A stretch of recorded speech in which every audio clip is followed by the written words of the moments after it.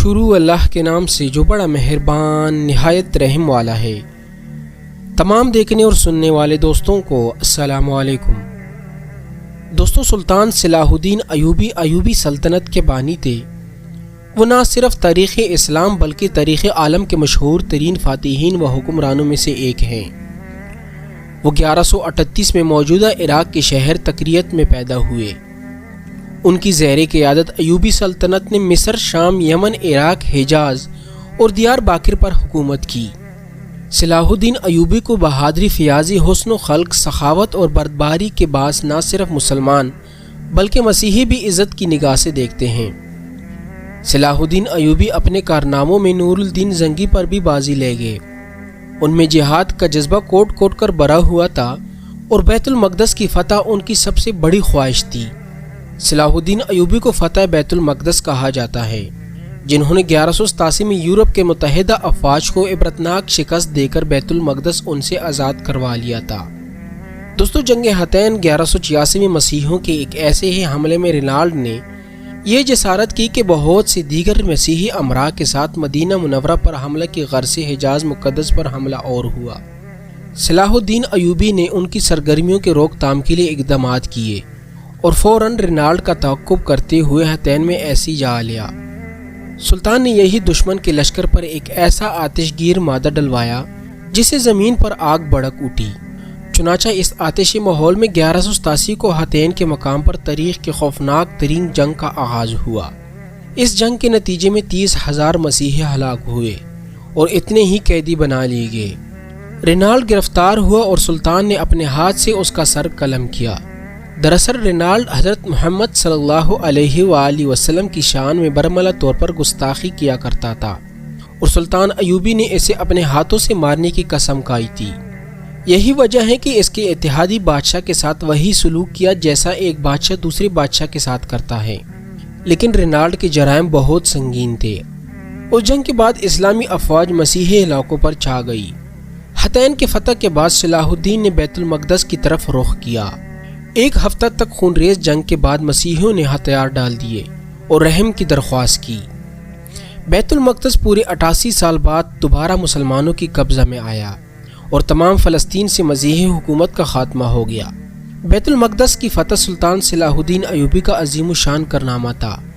اس نے مسجد اقصی میں داخل ہو کر نور الدین زنگی کا تیار کردہ ممبر اپنے ہاتھ سے مسجد میں رکھا۔ اس طرح نور الدین زنگی کی خواہش اس کے ہاتھوں پوری ہوئی۔ صلاح الدین ایوبی وہ پہلے حکمران تھے جو 2 مقدس مساجد کے نگہبان کہلائے گئے تھے۔ صلاح الدین نے بیت المقدس میں داخل ہو کر وہ مظالم نہیں کیے جو اس شہر پر قبضے کے وقت مسیحی افواج نے کیے تھے۔ صلاح الدین ایک مثالی فاتح کی حیثیت سے بیت المقدس میں داخل ہوا۔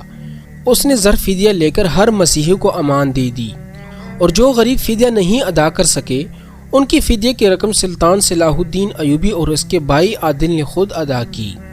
بیت المقدس پر فتح کے ساتھ یروشلم کی وہ مسیحی حکومت بھی ختم ہو گئی جو فلسطین میں 1099 سے قائم تھی۔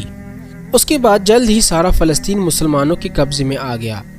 جب بیت المقدس پر قبضے کی خبر یورپ پہنچی تو ساری یورپ میں کہرام مچ گیا۔ ہر طرف لڑائی کی تیاریاں ہونے لگی۔ جرمنی، اٹلی، فرانس اور انگلستان سے فوجوں پر فوجی فلسطین روانہ ہونے لگے۔ انگلستان کا بادشاہ رچرڈ جو اپنی بہادری کی وجہ سے شیر دل مشہور تھا، اور فرانس کا بادشاہ فلپ ایگزیٹس اپنی فوجیں لے کر فلسطین پہنچے۔ یورپ کے اس متحدہ افواج کی تعداد 6 لاکھ تھی۔ جرمنی کا بادشاہ فریڈرک بربروسا بھی اس مہم میں ان کے ساتھ تھا۔ مسیحی دنیا نے اس قدر لاتعداد فوج ابھی تک فراہم نہ کی تھی۔ یہ عظیم الشان لشکر یورپ سے روانہ ہوا اور عکا کی بندرگاہ کا محاصرہ کر لیا۔ اگرچہ سلطان صلاح الدین نے تنہا عکا کی حفاظت کے تمام انتظامات مکمل کر لیے تھے، لیکن صلیبیوں کو یورپ سے مسلسل کمک پہنچ رہی تھی۔ ایک معرکے میں 10,000 مسیحی قتل ہوئے، مگر صلیبیوں نے محاصرہ جاری رکھا۔ لیکن چونکہ کسی اور اسلامی ملک نے سلطان کی طرف دست تعاون نہ بڑھایا، اس لیے صلیبی ناکہ بندی کی وجہ سے اہل شہر اور سلطان کا تعلق ٹوٹ گیا اور سلطان باوجود پوری کوشش کے مسلمانوں کو کمک نہ پہنچا سکا۔ تنگ آ کر اہل شہر نے امان کے وعدہ پر شہر کو مسیحیوں کے حوالے کرنے پر آمادگی ظاہر کی۔ فریقین کے درمیان معاہدہ طے ہوا جس کے مطابق مسلمانوں نے 2 لاکھ اشرفیہ بطور تاوان جنگ ادا کرنے کا وعدہ کیا اور صلیبی اعظم اور 500 مسیحی قیدیوں کی واپسی کی شرائط طے کرتے ہوئے مسلمانوں نے ہتھیار ڈال دیے۔ مسلمانوں کو اجازت دے دی گئی کہ وہ تمام مال و اسباب لے کر شہر سے نکل جائیں، لیکن رچرڈ نے بدعہدی کی اور محاصرین کو قتل کر دیا۔ عقا کے بعد صلیبیوں نے فلسطین کے بندرگاہ اسکلان کا رخ کیا۔ اسکلان پہنچنے تک مسیحیوں کا سلطان کے ساتھ 11-12 بار مقابلہ ہوا۔ سب سے اہم معرکہ ارسوف کا تھا۔ سلطان نے جواب مردی اور بہادری کی درخشندہ مثالیں پیش کیے، لیکن چونکہ کسی بھی مسلمان حکومت بالخصوص خلیفہ بغداد کی طرف سے کوئی مدد نہ پہنچی، لہذا سلطان کو پسپائی اختیار کرنی پڑی۔ واپسی پر سلطان نے اسکلان کا شہر خود ہی تباہ کر دیا، اور جب صلیبی وہاں پہنچے تو انہیں اینٹوں کے ڈھیر کے سوا کچھ بھی حاصل نہ ہوا۔ اس دوران میں سلطان نے بیت المقدس کی حفاظت کی تیاریاں مکمل کیے، کیونکہ اب صلیبیوں کا نشانہ بیت المقدس تھا۔ سلطان نے اپنی مختصر سی فوج کے ساتھ اس قدر عظیم لاؤ لشکر کا بڑی جرات اور حوصلہ سے مقابلہ کیا۔ جب فتح کی کوئی امید باقی نہ رہی تو صلیبیوں نے صلح کی درخواست کی۔ فریقین میں معاہدہ صلح ہوا، جس کی روح سے تیسری صلیبی جنگ کا خاتمہ ہوا۔ اس صلیبی جنگ میں سوائے عقا شہر کے مسیحیوں کو کچھ بھی حاصل نہ ہوا اور وہ ناکام واپس ہوئے۔